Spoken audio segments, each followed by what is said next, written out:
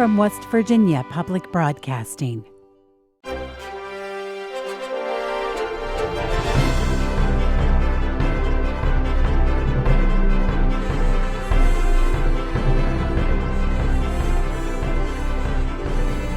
Welcome to another special episode of Viewpoint, this time covering the results of the 2016 general election. I'm Ashton Marra.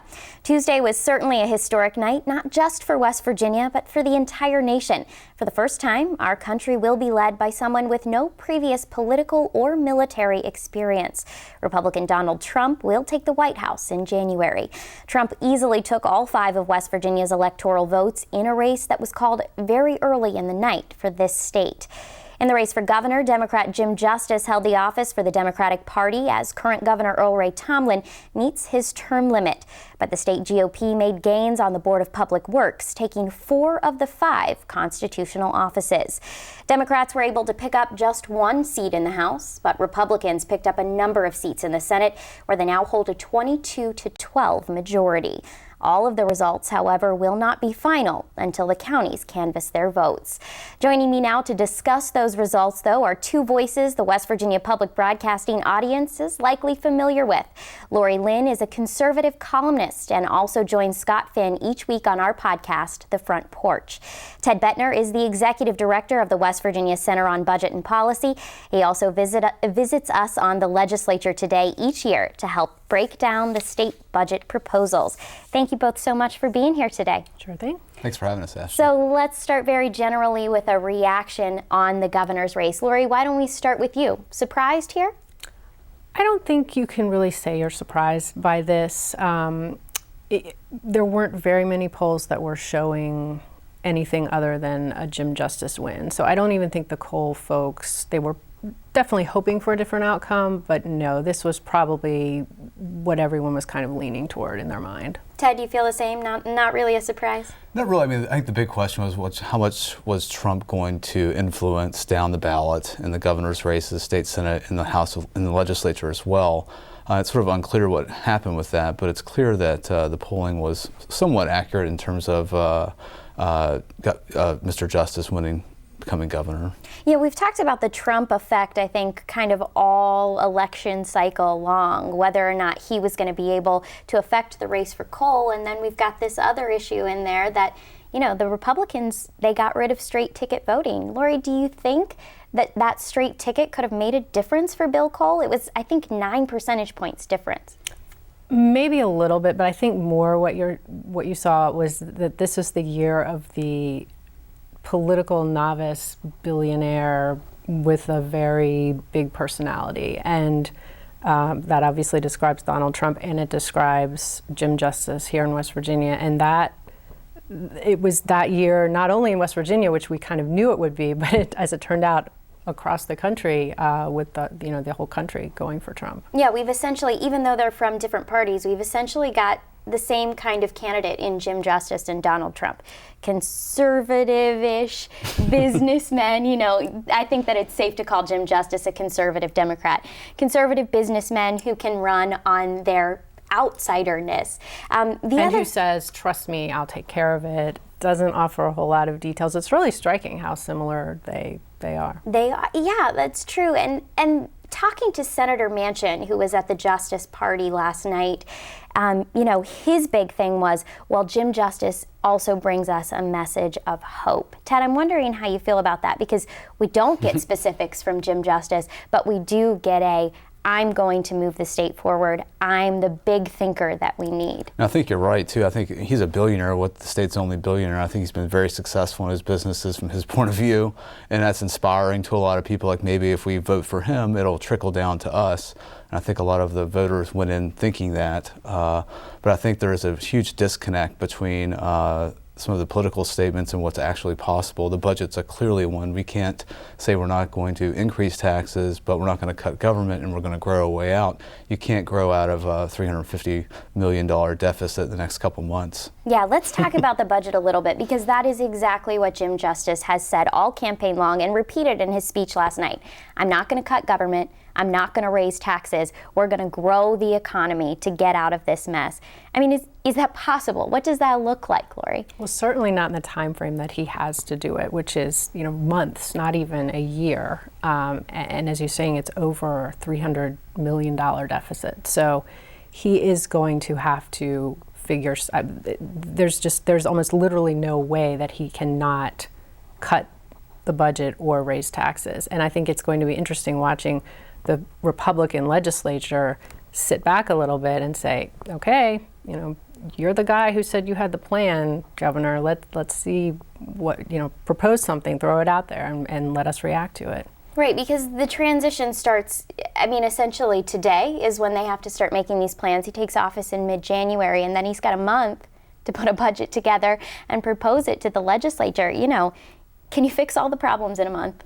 It's very difficult. It's also very hard for states to stimulate the economy in the short run because, it's a zero-sum game. If you raise taxes or you cut the budget, that has adverse impacts in certain ways. And I think it's really important that when we looked at the huge support for Trump here, a lot of that's rooted in the fact that, wages have declined or stagnated for a majority of workers in West Virginia over the last 35 years. For male workers, down over $2 an hour over the last 35 years. So when we're looking at taxes, I hope that there's a look up top too, looking at the severance tax, looking at high income earners such as Jim Justice is going to be a really important part. Otherwise, we're just going to be raising taxes on people at the low income of the spectrum that spend their money every day in the local economy, and that can hurt things. Ted, you tend to be our kind of budget expert from the outside looking in. What is your advice for Jim Justice right now? What specific bills or specific policies do you think he needs to present? I think it's going to have to be a combination of things, but the budget has been cut mercifully over the last couple of years, and there's really nowhere to go. So you're going to have that conversation about revenue, and we're going to have to look at revenue also from people who have done the best over the last 35 years, people in the top 1% who are doing really well, where the middle class is stagnating. Things that we can do to do that is looking at the severance tax. Right now, 90% of our natural gas is exported out of West Virginia. We don't see much benefit of that.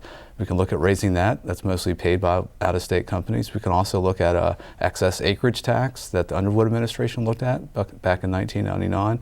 We can also look at raising the taxes on people over $200,000, like 3%, to help provide some money for the budget. And we're also going to have to look at savings over the long term. We lock up way too many people in the state, especially kids, and we can make a lot of savings if we do the right things by addressing those things in the community instead of just locking people up.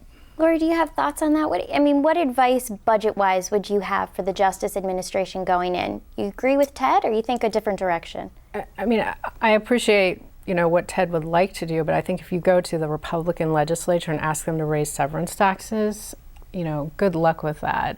She asked me what I wanted to do, though. I understand. And as far as Ted knows the numbers better than I do, but raising taxes on people who make over $200,000, it's kind of shocking how little that actually raises because we just don't actually have very many of those people. $100 million, yeah. I think Republicans would like to see things more like broadening the base of the sales tax. For example, there are a lot of things that we exclude from the sales tax. The telecommunications has come up Absolutely. Before, kind of broadening the base of that. And this is a chance for Republicans to actually dig into real tax reform, to kind of restructure the way that we and your people on your side of the aisle, I think, can kind of agree with this. It's a good chance to maybe make some changes that will be broader and more long-term as we transition from, an mainly energy economy to hopefully some other things. And I think the Republican majority over the past 2 years has definitely been talking about those things. And we saw, of course, the Senate President and the House Speaker put together that tax reform commission or committee. I'm not sure which one they called it, but, to study restructuring the state's tax code. But is the political will really there to do that? Well, it's interesting. If you look at, for example, the United States Congress in the 1990s when Bill Clinton was president, some people think that was a uniquely good opportunity to have a Democratic president and a Republican Congress, which is what we have now in the state side. That was a unique opportunity for kind of compromise, budget cutting. The United States briefly ran a surplus during that time. So maybe there is something about it. And I do think you will find Republicans willing to work with him. He's brand new. He'll have a little bit of a honeymoon. So I think we'll have to wait a little bit and see how it shakes out in the initial months. There's also other things that they can do. So if they're looking at like a sales tax increase or anything like that, they can couple that with like a working families tax credit, like the state EITC. 26 states have one of those, and it's money that goes right into the pockets of low and moderate income families. And if there's one thing like Barack Obama and Paul Ryan agree on, it's the EITC. It brings about $350 million into our state's economy at the federal level. So many states have them, red, blue, purple in the middle. That could be something that would be a compromise to help sort of get through that process so we can put more money back into the economy. When we're talking about raising taxes, I think moderate Democrats have a real opportunity for two reasons. First, because anytime a party raises taxes, they want it to be bipartisan, right? The Republicans don't want to do it on their own.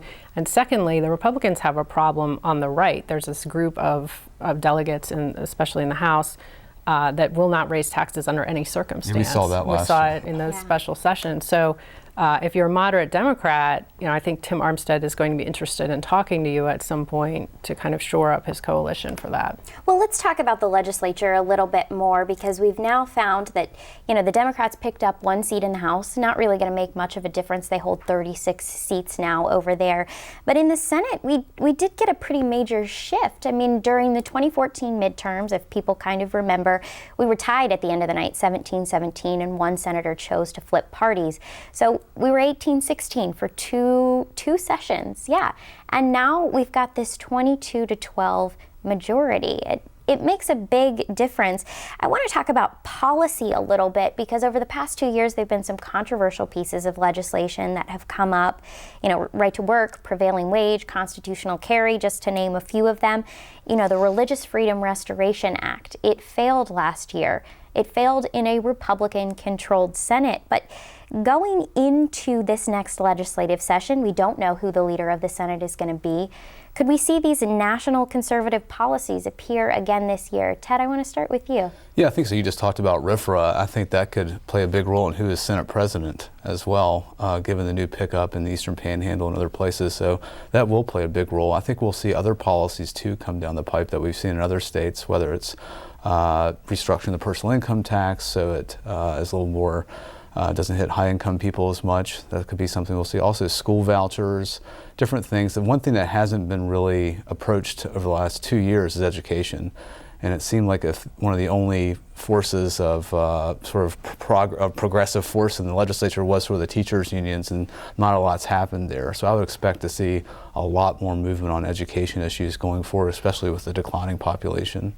Yeah, Lori, from your view, what do you see, and I'm kind of specifically interested in Senate Republicans, what do you see them taking on this year in terms of policy? Two things. I think Ted's right, education. I think you'll see a charter schools bill, and I think that has a really good chance of passing this time. It's been kind of like the white whale of education policy for Republicans here. 53 states have charter schools laws. We don't. I think that will probably happen. The other thing you're hearing a lot about today is paycheck protection, which is, we have right to work, but right to work doesn't apply to people in public sector unions. So paycheck protection would allow people to say, no, I don't want anything taken out of my paycheck for political activity, or you'd have to sign to get permission for that. So that's another way of kind of chipping away at union predominance here. I think Republicans feel like the unions came after us, after we did prevailing wage, after we did right to work, and they lost. The Republicans picked up seats instead of losing. So I think they feel pretty emboldened on that kind of thing. Ted, you mentioned this, but the Senate, I think we should mention that actually both sides of the aisle will have new leadership this year, in the Senate in particular. Senate Minority Leader Jeff Kessler has left. He tried to run for governor. Senator Bill Cole obviously tried to run for governor. So on both sides of the aisle, we're kind of scrambling to find somebody new. Senate Majority Leader Mitch Carmichael just barely re-won his seat. Lori, let's start with you. On the inside, what are you hearing about leadership in the Senate right now? I think it will be Senator Carmichael. That's my sense of it. I think, obviously he was in a very tight race. I think if he had lost last night, Senator Gaunch was, I think, willing, and maybe would have been the consensus. But I don't think he is in a position where he wants to challenge Carmichael. Carmichael is very popular. I suspect it will be him. Ted, what do you think? I think Senator Carnes is sort of the wild card there. I think a lot of the senators, Azinger, a couple others who picked up, are on the very far right, Tea Party right, and they'd be more aligned with somebody like that. When it comes to Carmichael, I wonder if a lot of the GOP leadership in the Senate don't feel like they owe a little bit of that to the Family Values Coalition, who are very adamantly against that and a big block of voters for them. So whether Carmichael will get sort of backlash of not getting that position, we'll see that. I think we're going to see that over the next couple months. I think what's interesting, and I just want to point out quickly, is that there are two members on the Republican side of the aisle that have so much leadership experience. Obviously, Senator Mike Hall, who heads the Finance Committee and was the previous minority leader. And then there's Senator Charlie Trump, who served as minority leader in the House. These guys have the experience to do it, but it just doesn't seem likely that either of them are going to end up with the backing of their side of the aisle. No, it doesn't. I don't think, what I understand is that Trump really doesn't want to do that. Yeah, I think it has something to do with willingness as well as backing. Mike Hall might be considered a liberal at this point in the Republican Party. So. Yeah, we mentioned that before. If one of them is going to go independent, it could be Mike Hall. Well, Lori Lynn, Ted Bettner, thank you both so much for joining me today. Thanks for having us. We continue our discussion about the results of the 2016 general election now with Dr. Robert Rupp. He's a political science professor at West Virginia Wesleyan College and a former Republican member of the State Election Commission. Dr. Rupp, thanks for being here. Thank you for the invitation. So let's start. We've watched West Virginia make this transition from the top down, from a blue to a red state. We voted for a Republican president since George Bush. The legislature made the flip in 2014, and obviously this year didn't flip back. So it looks like it's a trend. But we voted for a Democrat for governor. Can you talk about the significance of that? Well, let's start with what I call the trifecta in state politics, Ashton. It's control of the congressional delegation, which the Republicans started in 2000 and now accomplished 10 years later. It's control of the legislature, which Republicans just did 2 years ago, both houses. And the third part of state politics is control of the governor's mansion, the executive. And for more than 80 years, it was Democrat governor after Democrat governor. In fact, Ashton, there have only been 2 Republican governors in 80 years. And guess what? After the votes were counted today, there's still only 2 Republican governors. So the question is that the Democrats kind of circled their wagons and have kept control of the governor's mansion. But by doing so, they reached outside of the party and nominated a conservative former Republican outsider billionaire. The strategy worked, but it certainly shows the state is continuing in a transition overwhelmingly Democrat to overwhelmingly Republican. We just got a new governor, so we've got at least 4 years of this administration, if not 8. But look into the future for me. Is this the last time West Virginia has a Democratic governor? It depends. It's certainly the trend line is showing that way, but I would have said that 2 years ago, and look what happened in the last election. The Democrats came up with a very unusual but successful nominee. So in 2014, some people called the shift of power specifically in the Senate a fluke, and obviously they picked up, we're at a 22-12 split now in that. Does this set the future trend for the State House now? Are we definitely a red state in the legislature? We are, yes, and we are continuing the trend for the rise of the Republican Party. In Alabama, it happened in less than 6 years. It's been a 16-year process, but it's continuing in that line. The Democrats really rallied for this election, remember, in November. But guess what? We're going to forget about it in February because that pushback did not occur. It was talked about. It was even well funded. But again, this election was another step to the Republicans, but not yet control of the governors. So there's a lot of talk about this election cycle about the Democratic Party leaving the people of West Virginia. And the thing is, we heard it on both sides of the aisle. We heard it from conservative Democrats, and then we heard it from progressive Democrats. So let's talk about those conservative Democrats first. Are they really, is the West Virginia Democratic Party really leaving conservative Democrats, or are these conservative Democrats just becoming more self-aware of what they are? I think we have to step back. As you know, I say they're Democrats, they're Republicans, and they're West Virginia Democrats. And to give us the long-term perspective, the Democratic Party was so dominant, if you're a Republican, there wasn't a chance. So you joined what was called the Big Tent. Very liberal Democrats, very conservative, but that was the only tent in town. Nowadays, with the competition, we're seeing two things. Are the conservative Democrats going to leave, or are the liberal Democrats going to also walk out, in which we saw with Charlotte Pritt? A dominant institution around for 80 years is under serious stress. So when we look at it from a broader scale, though, I mean, I think it's obvious. I think we can say that both parties at the national level are starting to split. Are West Virginia Democrats, finding themselves in the middle and torn between?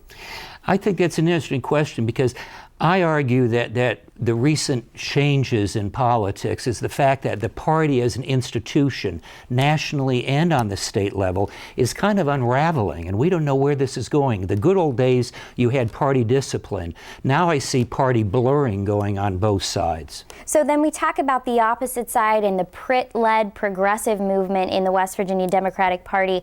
She ended the night with 6% of the vote. She didn't even come up with double digits, which I think if she had would have been a very interesting story to tell. But with 6% of the vote, is there much of a liberal wing left, I suppose, in West Virginia? It certainly wasn't seen. And I think you're correct. In politics, it's double digit. When you reach double digit, you start getting attention. And with all this going on, a very conservative Democratic nominee, the fact that Pritt could only get 6% suggests that the liberal Democrats are even more weak than many people thought. Now, what's going to happen in 2 and 4 years? We'll see if there's a further unraveling of the party. But I know many liberals are very disappointed in the showing of Pritt, because it could have been a focus story, and she could have decided between the two. But when you're under 10%, you're off of the radar screen. Do you see anything that the West Virginia Democratic Party can do to pull it back together? Well, let's start here. There's almost half of the people say they're Democrats that's registered. And those that have walked away from the party haven't gone to the Republican Party. They've gone to the Independent. So what I think, Ashton, is that if you're running for office, Democrat or Republican, the group you have to look to is the Independent. 1 out of 4 West Virginians don't want either party, which means, surprise, surprise, if I want your vote, I'm going to have to talk issue and not just talk party. But is that really where we are, that these independent voters don't want either party? Or is it that we're at a place still where the history of being a Democrat, my father was a Democrat, my grandfather was a Democrat, my great-grandfather was a Democrat, is that tie still there? And why we're seeing that increase of independents, they don't want to be named Republicans just yet. This is exactly, it's sort of like party identification is like religious. You might leave one church, but you're not going to go to the other. And independence is a nice way to park yourself without switching your identity.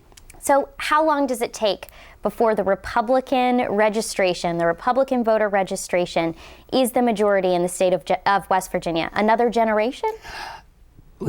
Stay tuned. I can understand what happened in the past. I'm not very good at predicting. But in a sense, we're going through this transition, so it's a question of time. And we're going to have to wait and see. But again, this election, I'm trying to place in the context of the last 16 years, if not the last 3 generations. So nationally, Donald Trump's win was very shocking to many people because the polls didn't say it, the national media didn't say it, most people didn't see it coming. So what does that say about the state of the nation's politics right now and about the state of the people across this country? We are living in interesting times, which really means there's a lot going on and most of us can't understand it. And I think what this last election showed, that pundit and pollsters don't even know. This is their day job to doing. So I think the question about the polls and the stunning upset perceived by Trump show us that we are in a flux situation, and what we could count on before we can't. I think in the next election we're going to be very careful about polls because now we know their liabilities, and we have to be very careful because it appeared that there were frustrated voters out there and they played what I call why not. We were promised hope and change 8 years ago. We didn't get either of those things. And now the argument was, why not try door number 2? And it didn't matter who was behind door number 2. A lot of voters so frustrated with the failure of parties and political institutions, they said, why not? Dr. Robert Rupp, thank you so much for your time. Thank you. Election results for all of the statewide and legislative races are available on our website, wvpublic.org. This has been a special post-election episode of Viewpoint. I'm Ashton Marra. Thanks for joining us.